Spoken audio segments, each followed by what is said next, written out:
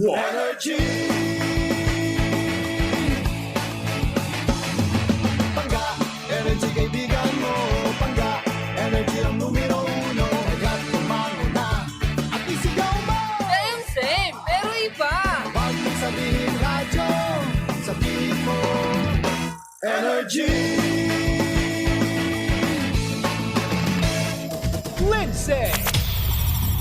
Lindsay! Good morning, Panga! Good morning! Ang pinakamakulit na girlfriend mo sa balat ng radyo. Isang magandang morning sa inyong lahat! Ako pa rin po nag-iisang girlfriend mo sa radio. My name is Lindsay. Makulit, pero may puso. Handang makinig sa mga kwento mo. Alam mo, feeling ko kailangan mo na siyang iwan kasi it doesn't make sense. Ang kwento sa lihim ng liham. Mahal kong Lindsay. Good morning po sa lahat po ng bumubuo sa Lihim ng Liham. My name is Trina. Mula po ako dito sa Laguna. DJ Lindsay, hindi ko na po pahahabain ito. So I met this guy sa isang bar sa Manila. Fast forward po, sobrang saya po naming dalawa. Pero clean fun lang naman. Pero kailangan ko ring aminin na kasama sa clean na yon yung touch and kiss. Wala pa namang nangyari sa amin nung gabing yon. Parang ang bilis-bilis ng pangyayari, di ba? Hindi naman po yun yung highlight ng buong gabi. Nagpunta kami sa isang cafe. Tapos, doon kami nagkwentuhan. We talked a lot. The first 15 minutes pa lang, DJ Lindsay, naramdaman ko na napaka-deep ng connection namin. Kumbaga, magka-wavelength kaming dalawa. All of our interests are matching.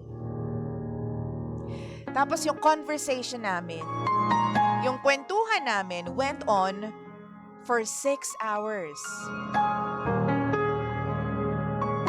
Inumaga na kami doon sa cafe na yun. Sobrang ganda niyang kakwentuhan. Napag-usapan namin about career, business, tapos mga personal belief. Ang catch lang dito, DJ Lindsay, is that I am 27 years old, habang siya naman po ay 40 years old na. Hindi naman kasi talaga ako mahilig makipag-date sa mga lalaking kasing edad ko. Kasi karamihan sa kanila, mababaw lamang ang pag-iisip. At ayoko ng ganun sa lalaki. Itong lalaki na to, napakalalim. Hindi ko nga alam kung bakit bigla siyang nagpakita nung gabi na yun. As in parang 90% ng pagkatao ko, kapareho niya. Same in everything. Paniniwala, experiences, at yung mga bagay na nakakapagpasaya sa amin.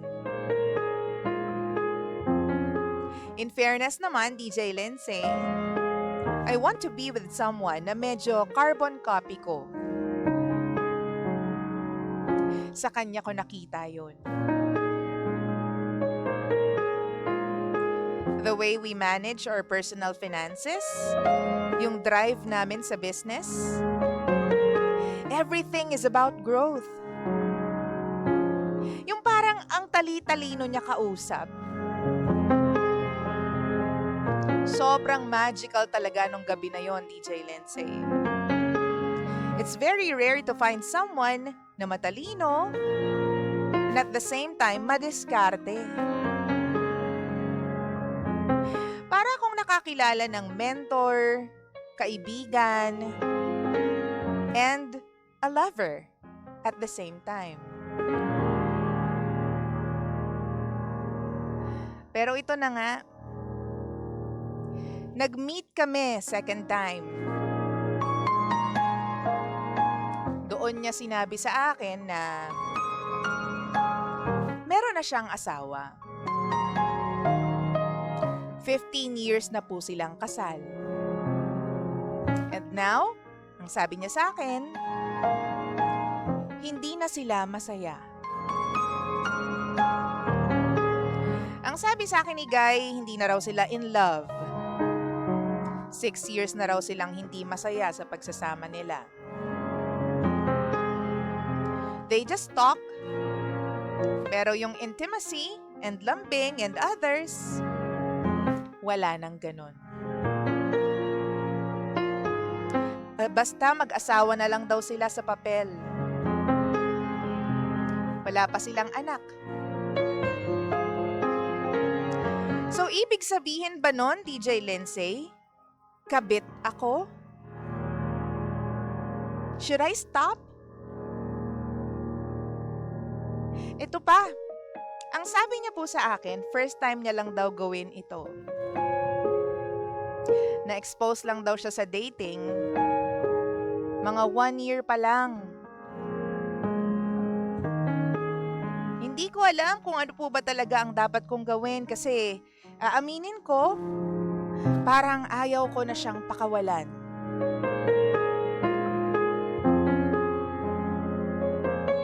Naguguluhan lamang po ako, DJ Lindsay.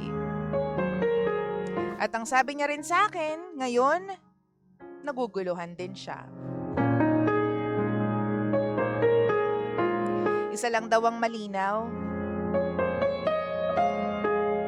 Gusto naming ituloy kung anong meron kami ngayon. Ano pong gagawin ko?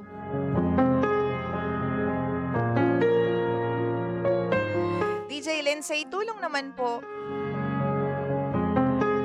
Again, ako po si Trina. At ito po ang lihim ng aking liham.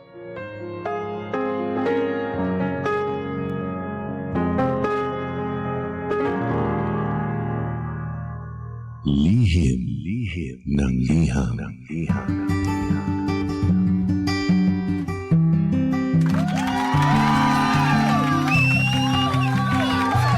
Hello guys! Isang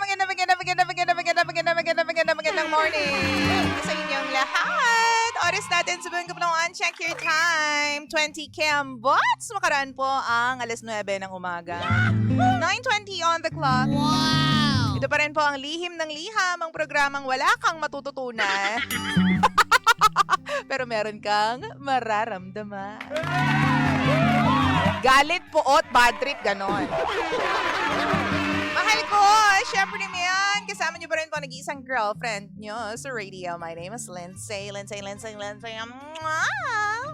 At syempre, samahan kita hanggang mamayang alas 11 po ng nagmamagandang umaga. Dito pa rin po sa istasyon na same, pero iba! Bangga! We are number 1, 06.7 Energy FM. Wow! Bangga, huwag mo sabihin radyo. Sabihin mo Energy! Trina! Ang sabi niya ay ano ba ang gagawin ko? Ang tanong niya ay isa ba akong kabet? Hindi! May naisip ako pero ayoko sabihin. Baka mawalan ako ng trabaho. Ano na nga bang gagawin mo kung ikaw yung nasa ganitong sitwasyon?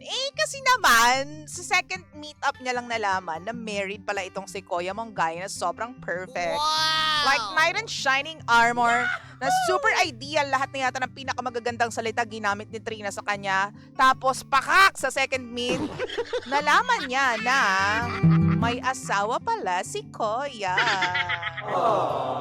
Pero madam, hindi na nakakapagtaka, di ba ate ko? Kasi naman, medyo yung edad ninyo nasa medyo malayo yung agwat ng edad ninyo. 27 ka, then 40 si Kuya. Baka nga hindi siya nagsasabi ng totoo, bakla. Wow! Malay mo, nasa 45 na siya. Ginulo ko lalo. Tapos sabi niya, wala siyang anak. Malay mo, marami siyang anak, tinatago niya lang sa'yo. Ano ka ba? Kita mo, it seems like I'm joking, but ang katotohanan ng buhay is, maaaring may mga bagay pa siyang tinatago sa'yo. Pero syempre, hindi niya ini-explore sa'yo because second meeting pa lang kayo, no? Kailan lang naman kayo nagkakilala, no? Wow! Hindi mo naman na-expect na sasabihin niya sa'yo agad-agad lahat ng bagay about himself. Hello, te, gising-gising. Ano ka ba? Pero anyway, i-message niyo pa rin sa akin kung ano ba yung dapat gawin ni Trina sa gantong pagkakataon. Sobrang inlababo itong ate mo. Well, hindi ko alam talaga kung love ba yung magagamit nating word kasi pang ilang beses pa lang nilang nakita yung isa't isa. Malay mo, infatuated lang sila. Malay mo, ngayon ka lang nakakita ng ganyan. Baka pogi eh. Baka kasi pogi si Kuya, kaya naman fall na fall ka agad. Kasi aminin mo, 40 is the new 30 for men. Wow! Sabi nila, 40 is the new 30. So, 50 is the new 40. Kasi at 40, aminin mo, ang mga lalaki, dyan pa lang sila nakakapagpundar. Dyan pa lang sa edad na yan, nagkakapera ang mga lalaki. Kasi tapos na silang magliwaliw sa life, magpakasawa, magpakabinata. So ngayon pa lang sila may pera. Ngayon pa lang sila may pambili ng gel. Gel! Diba? So, ano ba dapat gawin ni Trina? What you think? So, i-message nyo ako ngayon. Hanapin nyo ako sa Facebook. Facebook.com/energyfm1067. Okay? Hanapin nyo po yung live para makita po ninyo at mag-usap po tayo. I'll be reading your comments on the air. So, let's go. Sabi ni Arch, mahal ko. Wow! Whether or not guy is truly having difficulties with his wife, he can still be classified as a mistress. O, sabi dito, kung seryoso siyang makakasama ka, then he will do the right thing and legally leave his wife. Ganon kasimple lang naman yun. Thank you, my friend.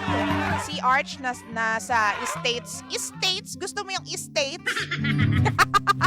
Sabi naman ni Juan Miguel watching from Las Piñas. Wow! Hello po sa mga bangga po natin dyan sa Las Piñas. And sabi naman ni Edric, alam mo Trina, ako bilang lalaki, napaka mabulaklak ng salita ng mga lalaki. Siyempre, lahat po ng gusto mong marinig, sasabihin, maniniwala ka, lahat ng sinasabi niyan sa iyo ay kasinungalingan. May asawa yan. Huwag kang kumuha ng bato na ipupukpok sa ulo mo. Habang maaga pa, o talaga naman po maghanap ka na lang ng iba. Taka lang ha, basahin natin. Maghanap ka na lang ng much better at deserve mo. Mabulaklak ang mga lalaki pag gusto kang kunin.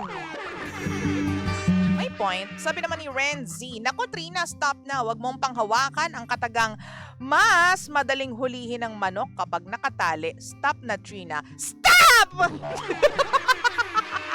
Sumisigaw siya eh. Isa ka palang manok, Trina. Isa kang manok. Isa kang manok na gusto ng itlog. Gusto mo yung itlog? Yung itlog na nakatali, Trina. Ibang itlog ang gusto ni Trina. Hello naman kay Juvie Raza. Good morning. O, nasa ng comment mo dyan, Juvie? Good morning ka dyan. Ang taray. Pero hindi sa totoo lang, may point yung natin. May point yung isang commenter natin dito. In the first place, second place, and third place. Naniniwala ako na kapag ang isang tao gusto kang sakupin na hindi ka magiging Espanyol. Hindi ka magiging Spaniards. Pag ang tao gusto kang mawin at gusto kang maging romantically be together with you, naniniwala ako na lahat ng magagandang bagay sasabihin nila. Ay nako, ayoko na lang mag-tell. But based on experience, ang katotohanan ng buhay ganyan talaga. Di syempre, ang dami ng experiences niya ni Kuya sa buhay, 'di ba? Ang dami niya ng pinagdaanan. Baka nga kasing tandaan niya yung tsuhin mo, 'di ba? Ang dami ng experiences. Syempre, sasakyan ka lang niya ng sasakyan sa mga paniniwala mo kasi gusto niyang maka-first base. Wow! Oo, ganun yun. Ano ka ba? Pero siguro naman, masyado naman tayong dyan. Bigay naman tayong benefit of the doubt. Pero kahit pa kung anong benefit pang ibigay natin sa kanya, one thing is for sure and clear, married si Kuya. Sabi niya married siya, 'di ba? Wow! O dapat enough reason na yun for you to, distance yourself from this guy. Hindi yan makakatulong sa ekonomiya ng Pilipinas, be. Oo.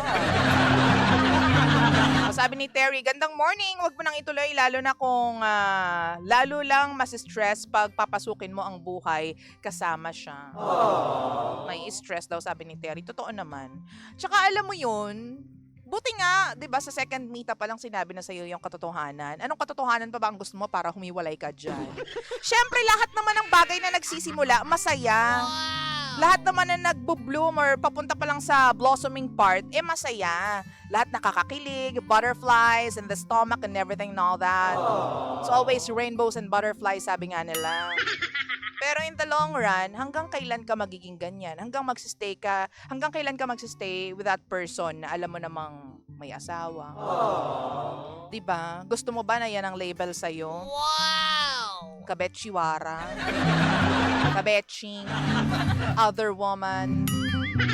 Diba? So if I were you, alis ka na dyan habang may time pa. Alam mo, yan nga talaga yung pinaka madaling kalasan yung tipong papunta pa lang, yung tipong pabuo pa lang, yung tipong pasimula pa lang. Siyempre, kilig na kilig ka, but at the same time, wala pa kayong pundasyon Diba? Wala pa kayong something na pinanghahawakan. Yung kilig pa lang yung panghahawakan ninyo. But on the flip side, yan yung pinakamahirap din ihiwalay. Kasi, ang titigas ng ulo ninyo. Yung tsahin mo, hindi nga, matitigas yung ulo ng mga papunta pa lang yung mga pabuo pa lang ng relasyon. Nakaw. Pero alam mo, ang sakit sa ulo niyan. Kaya kung ako sa'yo, wag mo nang papasukin yan. Oo. Magiging sobrang in love ka kasi kapag pinagpatuloy mo yan, lahat ng bagay na gusto mo ibibigay ni Kuya kasi 40 na siya, may pera na siya. I-spoil ka na niya, lahat ng gusto mong marinig, sasabihin niya, lahat ng gusto mo, ibibigay niya. Lahat ng oras, ibibigay niya sa'yo kung kaya niya, except for holidays, Christmas, New Year, birthday ng mga anak niya, hindi siya makakapunta. Hindi mo siya makakasama pag holiday, bakla. Bakit? Kasi kabit ka. Pag February 14, hindi kayo lalabas. Lalabas kayo February 11 pa lang. Pag kaya February 20, dapat syempre malayo sa Feb 14 para hindi halata ng asawa. Ganyan. Makakapag-message siya sa'yo gabi o di kaya naman sobrang umaga. Wow! Ganyan. Gusto mo ba ng ganyang buhay? Ayaw mo ng ganyang buhay. At saka hindi ka niya masu-story. Hindi ka niya na maipopost. Wow! Bakit? Kasi kabit ka. Hindi nga. Real talk lang tayo. Gusto mo yung masakit sa masakit sa dibdib, di ba? O ito na yon. Hi naman sa lahat po ng mga nanonood po sa atin dyan. Ang sabi dito, friends with benefits of a doubt. Ano daw? Ginugulo mo ako, Arch.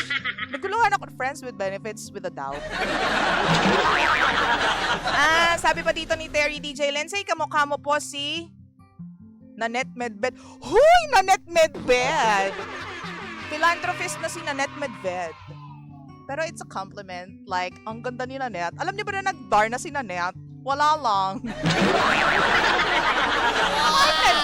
Si Madam Nanette Medved, sabi naman ni Edric, yung sandali niyang hindi siya masaya, hindi na sila masaya ng asawa niya, isang trap lang. Pero ang totoo, masaya silang mag-asawa. Gusto ka lang niyang kunin. At dalhin sa dilim. Hala, kakainin ka nun. Diba yun yung mga panakot natin sa bata? Sige, lumapit ka dyan, kakainin ka ng pusa. Hala. Diba? Oo nga, di ka naman talaga sure kung hindi sila masaya ng asawa nila. Ang dali-dali mag-imbento ng mga salita para sabihin na hindi na kami masaya ng asawa ko. Sa totoo lang, ikaw na yung nagpapasaya sa akin. Dali-daling mag-imbento ng mga salita, maniniwala ka ba agad? Sinasabi ko sa'yo. So yun, sana maging enough reason na yung kasal siya at saka 27 ka, you're free, you're young, you're single, and you have your whole life ahead of you. So sana dun pa lang, matauhan ka na. Sabi naman ni James, Jaja, sige iyak later. Anong Jaja? Haha pala to, bakit Jaja? Ibis na H kasi bakit J yung ginagamit din yung panghaha? Ang daming boys na single dyan. Kasado na yan, te.